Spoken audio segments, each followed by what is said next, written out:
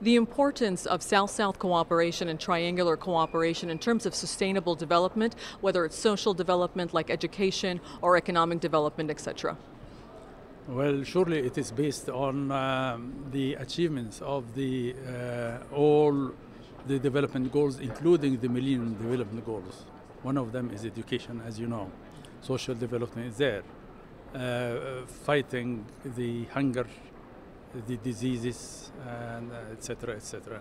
So the South-South cooperation is trying the best among the developing countries with the support of developed countries and the international community to get the best of the expertise and the resources from the developing countries who are volunteering to help each other within the framework of solidarity and collective self-reliance to the achievement of the objectives of socio-economic development. And if you can extrapolate, look, we're seeing this shift, this more commonplace shift of emerging economies really pushing this recovery, this recessionary recovery of the economy. Tell us sort of what examples are happening out there in the global southern countries when it comes to South-South and triangular cooperation. What are some of the projects or some of the initiatives economically taking place? There are many of them, but I would refer in particular, for instance, the cooperation between Brazil, South Africa, and India. They have cooperated together as emerging developing countries to provide finance to assist developing countries in areas of their choice.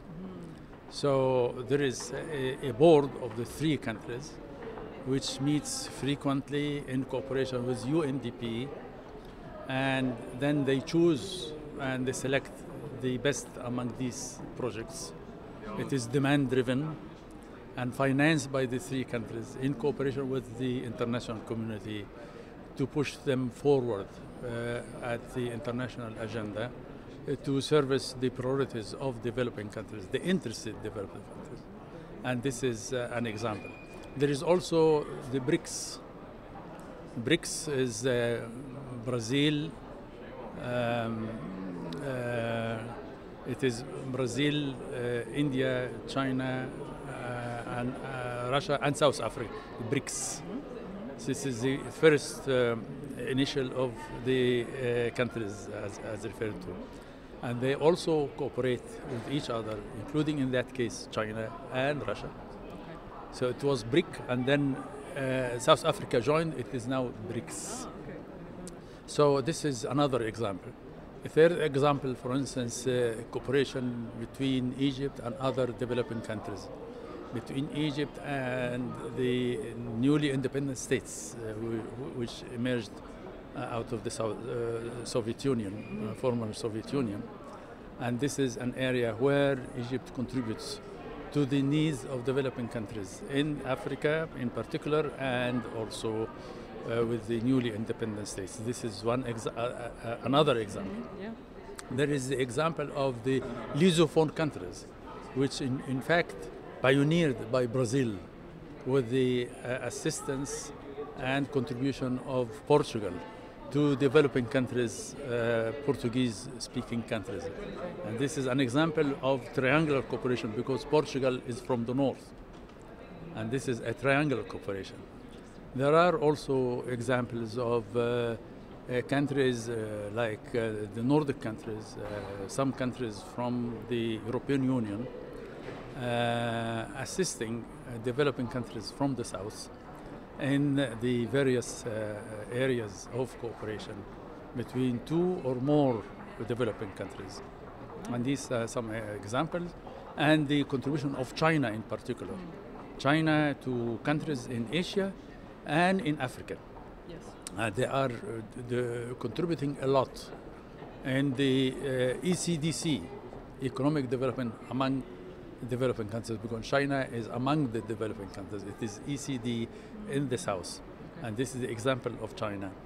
And there is an example of Japan in triangular cooperation. It is leading the way in triangular cooperation, cooperating with many developing countries. Contributions are coming from JICA and TICAD from Japan to other developing countries. And this is what I wanted just to give you some examples, which you'll find in the Joint Inspection Unit report on South-South and Triangular Cooperation, which is on the website of the Joint Inspection Unit starting from last month. Excellent. It is there. Can you give us some highlights of the 12 recommendations of that report?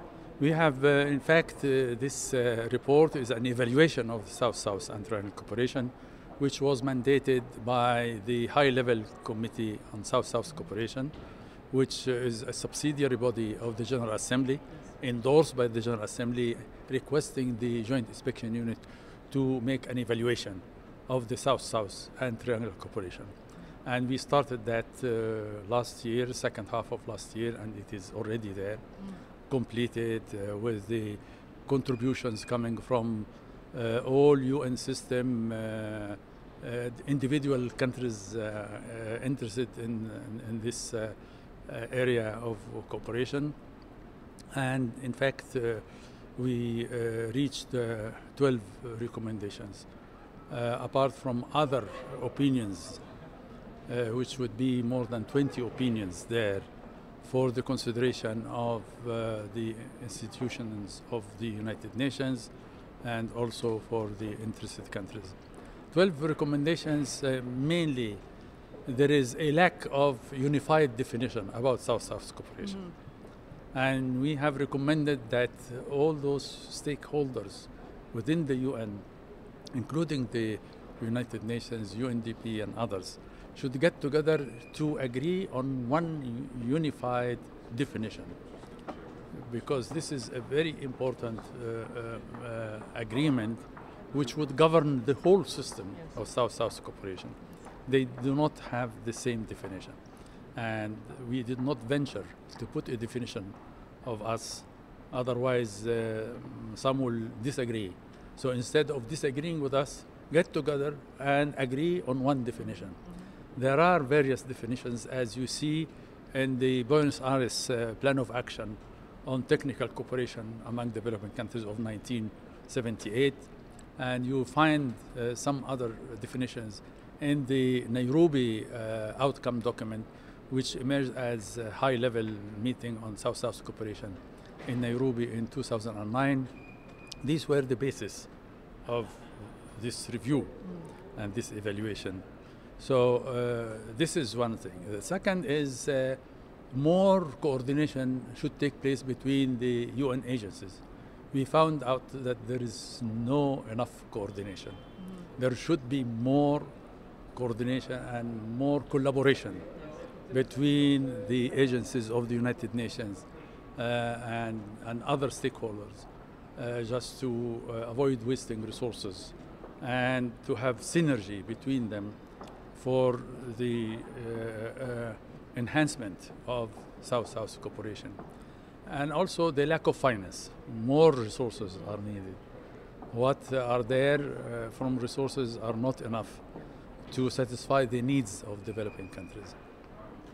Again, there is the issue of the regional representation, the regional scope of South-South cooperation. Yeah. It should not be geared from the headquarters. We have UNDP in New York. There are regional offices of UNDP, but there is no enough use of the regional commissions. You have 5 regional commissions. There should be more use of the regional commissions to promote South-South cooperation at the regional level. And in fact, also there is the area of there is a special unit on South-South cooperation in New York, which is linked to UNDP, and we need more coordination between the special unit of South-South cooperation and UNDP.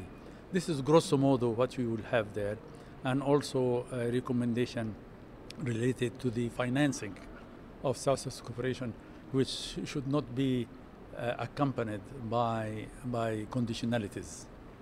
They should be free from conditionalities and geared to implement the priorities of the interested developing countries.